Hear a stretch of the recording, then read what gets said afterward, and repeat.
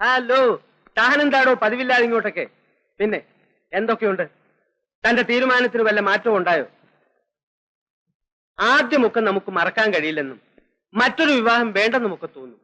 പിന്നെ കാലമല്ലേടോ, അവൻ ചില പൊടിക്കൈകളൊക്കെ ഉപയോഗിച്ച് നമ്മുടെ തീരുമാനത്തെ തന്നെ ചിലപ്പോൾ മാറ്റിയെന്ന് വരും.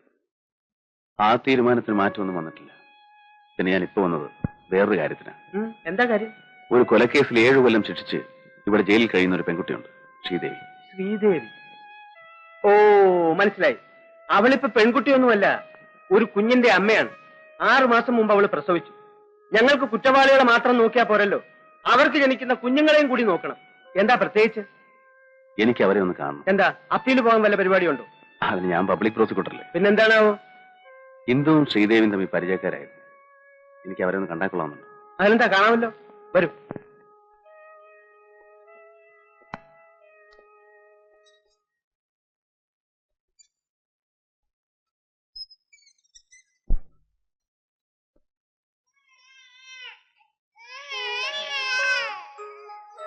ഇതാണ് അവരുടെ കുട്ടി.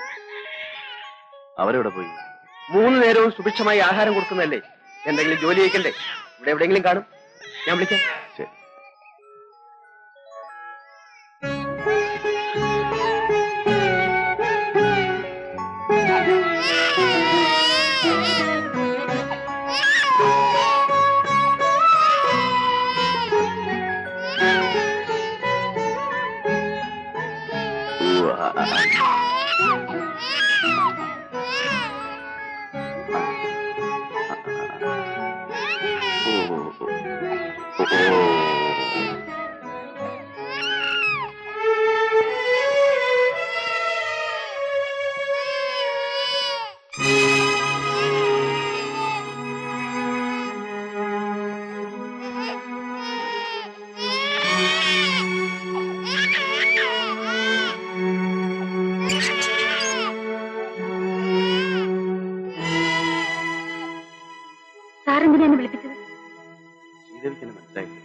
മനസ്സിലായി. എന്തിനാണ് കാണുമെന്ന് പറഞ്ഞത്? ഞാൻ സൂപ്രണ്ട് മേനോനൊന്ന് കാണാൻ വന്നതാ. അപ്പോ ശ്രീദേവിയെ കൂടെ ഒന്ന് കണ്ടിട്ട് പോവാന്ന് കരുതി. അത്രയ്ക്കുള്ളൊരു ബന്ധമൊന്നും നമ്മൾ തമ്മിലില്ലല്ലോ. പിന്നെ വെറും ഒരു നേരം പോക്ക് അല്ലേ? അല്ല, എന്റെ ഭാര്യ ഇന്ദുവിന് ശ്രീദേവി വലിയ ഇഷ്ടമായിരുന്നു. ശ്രീദേവി ഹോസ്പിറ്റലിൽ കിടക്കുമ്പോൾ കാണാൻ വരാറുള്ള ഒരു ഇന്ദുവിന് ഓർമ്മയില്ലേ?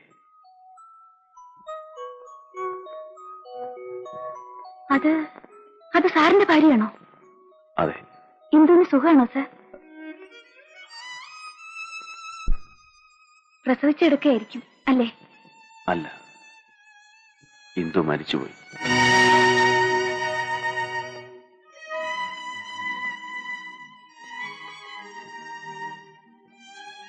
എന്താണോ സംസാരിച്ചു കഴിഞ്ഞോ? പോകാം.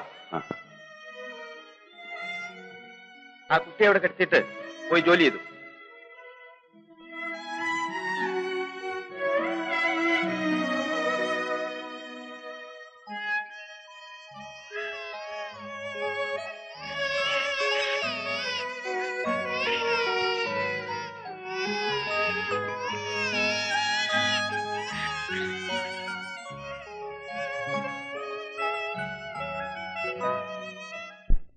താൻ എന്താണ് ഈ പറയുന്നത്? എവിടെയോ അലവലാതിയായി നടന്ന് ഒരു കൊലപാതകവും ചെയ്ത് ജയിലിൽ കഴിയുന്ന ഒരു സ്ത്രീയുടെ കുഞ്ഞിനെ തന്നെ എടുത്ത് വളർത്തണമെന്നുണ്ടോ? എടോ, ഇവിടെ ഒരുപാട് അനാഥാലയങ്ങളുണ്ട്. അവിടെ നിന്ന് ഏതെങ്കിലും ഒരു കുഞ്ഞിനെ എടുത്ത് വളർത്തിയാൽ ഇതിനേക്കാൾ അന്തസ്സാണ്. അനാഥയായ ഒരു കുഞ്ഞിനെ എടുത്ത് വളർത്തുക എന്നല്ല എന്റെ ഉദ്ദേശം. പിന്നെ? ഓ, താൻ 7 കൊല്ലത്തെ ശിക്ഷ വാങ്ങിക്കൊടുത്തതിലുള്ള വിഷമം കൊണ്ടായിരിക്കും. എടോ, ഇവിടെ ജീവപര്യന്തവും മരണശിക്ഷയും വിധിക്കപ്പെട്ട ഒരുപാട് പേരുണ്ട്. അവരോടൊക്കെ വക്കീലന്മാർക്ക് സിമ്പതി തോന്നി തുടങ്ങിയാൽ വിഷമിച്ചു പോത്തേ ഉള്ളൂ. തനിക്കിത് എന്തു പറ്റി? എന്താണെന്ന് വെച്ചാൽ തുറന്നു പറ, ഞാൻ പരിഹാരം ഉണ്ടാക്കിത്തരാം. മേനോൻ ചേട്ടാ, എന്റെ ഒന്ന് പറയാൻ എനിക്കൊരു കുട്ടിയില്ല. ഇന്ദുവിന് ശ്രീദേവി വലിയ ഇഷ്ടമായിരുന്നു. ശ്രീദേവിയുടെ കേസ് നടക്കുമ്പോൾ എങ്ങനെയെങ്കിലും അവളെ രക്ഷിക്കണമെന്ന് ഇന്ദു എന്നോട് പറയാറുണ്ടായിരുന്നു. അന്ന് ഞാനത് ചെയ്തില്ല. ഇന്ന് ആ സ്ത്രീയുടെ കുഞ്ഞ് ജയിലിൽ കിടന്ന് നരയിക്കുന്നത് കാണുമ്പോൾ അതിനോടൊരല്പം കരുണ കാണിക്കുന്നത് തെറ്റാണെന്നാണോ മേനോൻ ചേട്ടൻ പറയുന്നത്? ഞാൻ പറയാനുള്ളത് പറഞ്ഞു. ഇനിയൊക്കെ തന്റെ ഇഷ്ടം.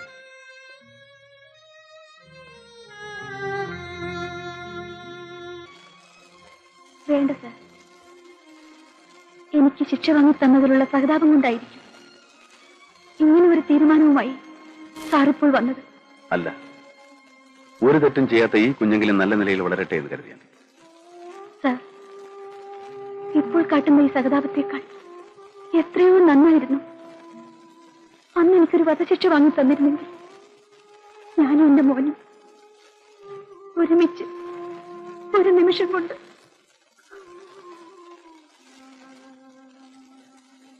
ശ്രീദേവി, കഴിഞ്ഞതെല്ലാം കഴിഞ്ഞു. അറിഞ്ഞോ അറിയാതെയോ ശ്രീദേവിയുടെ ജീവിതത്തിൽ ഒരു തെറ്റ് പറ്റി. ആ തെറ്റിന്റെ ശിക്ഷ ഒന്നും അറിയാത്ത ഈ കുഞ്ഞോട് അനുഭവിക്കണം. എനിക്ക് ശ്രീദേവിയോട് ഒന്നേ പറയാനുള്ളൂ. ഈ കുഞ്ഞിന്റെ നന്മയോർത്തെങ്കിലും മോനെ എന്റെ കൂടെ വളരാൻ അനുവദിക്കണം. എന്റേതെന്ന് പറയാൻ എനിക്ക് കുഞ്ഞു മാത്രമേ ഉള്ളൂ. ഇവന്റെ മുഖം കണ്ട നിമിഷം മുതലാണ് ഞാൻ മരണത്തെ മറക്കാൻ തുടങ്ങി. ഇല്ല സർ, എന്റെ മോനെ ഞാൻ തരില്ല. എനിക്കതിനാവില്ല.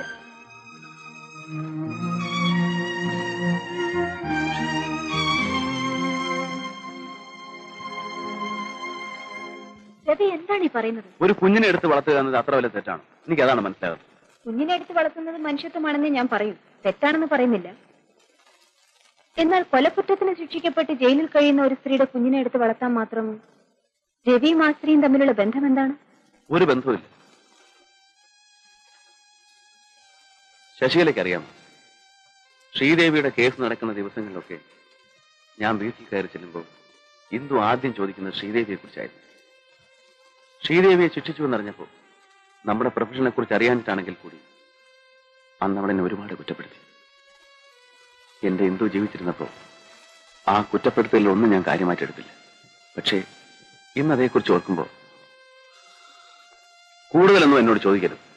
ശ്രീദേവിയുടെ അഡ്വക്കേറ്റ് എന്ന നിലയിൽ ശശികല പറഞ്ഞാൽ ശ്രീദേവി സമ്മതിച്ചിട്ട് അത് ചെയ്യാൻ കഴിയുമെന്ന് മാത്രമാണ് എനിക്കറിയേണ്ടത്. ഞാൻ പറഞ്ഞു നോക്കാം. ഇല്ല, എന്റെ കുഞ്ഞിനെ ഞാൻ ആർക്കും കൊടുക്കില്ല. എനിക്ക് എന്റെ കുഞ്ഞിനെ കാണാതെ കഴിയാൻ പറ്റില്ല. കുഞ്ഞുമായി ഇവിടെ എത്ര നാൾ കഴിയാമെന്നാണ് ശ്രീദേവിയുടെ വിചാരം? കുഞ്ഞിന് 1 വയസ്സ് തികയുന്നത് വരെ മാത്രമേ ഇവിടെ താമസിക്കാൻ പാടുള്ളൂ എന്നാണ് നിയമം.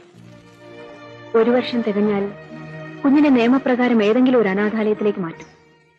1 വയസ്സാകുമ്പോൾ ശ്രീദേവി തന്റെ അമ്മയാണെന്ന് കുഞ്ഞിന് മനസ്സിലാകാനും തുടങ്ങും. അപ്പോഴുള്ള അകൽച്ചയേക്കാൾ നല്ലത് ഇപ്പോഴേ.